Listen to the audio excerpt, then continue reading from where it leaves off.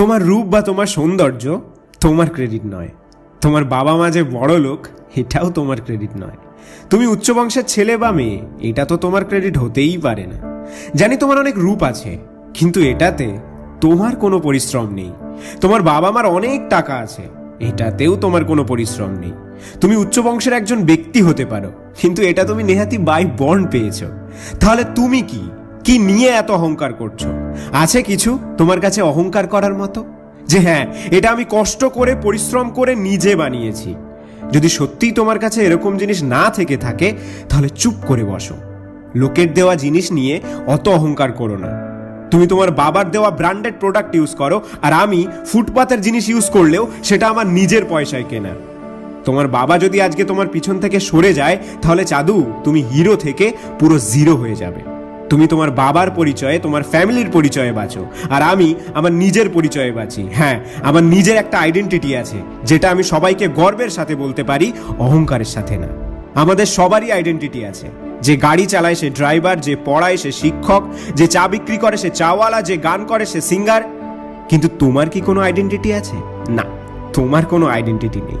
কোথাও গেলে তোমাকে বলতে হয় যে আমি অমুক ব্যক্তির ছেলে বা আমি অমুক ব্যক্তির মেয়ে, তবেই সবাই তোমাকে চিনতে পারে। বস, যেদিন তোমার নিজের পরিচয়ে তোমাকে সবাই চিনবে, সেদিন তুমি একটু আধটু অহংকার করলেও আমি মেনে নেব।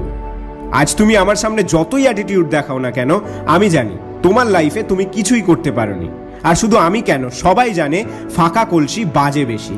তাই তোমার অ্যাটিটিউড তুমি তোমার কাছে রাখো, আর চেষ্টা করো নিজের অকাতে কিছু করে দেখানো, যাতে তুমি সবার সাথে বলতে পারো যে হ্যাঁ, এটা আমি নিজে করেছি, এটা আমার নিজের পরিশ্রমের জিনিস, আমার নিজের ইনকাম করা টাকায় কেনা।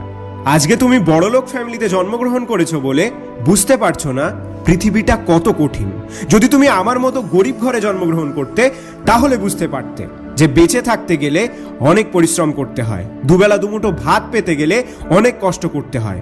জন্মানোর পর থেকে লড়াই করে যাচ্ছি, আর আজও লড়াই চলছে। তাই তোমার অ্যাটিটিউড তুমি তোমার কাছে রাখো, আমাকে দেখিও না। আর যদি ভাবো বাবার এত টাকা, সারা জীবন বসে বসেই খাবো, অত কষ্ট করে কি হবে, সবই তো আছে, তাহলে বস তুমি আসতে পারো। তোমার দ্বারা ওই বড়া ভাজা ছাড়া আর কিছুই হবে না।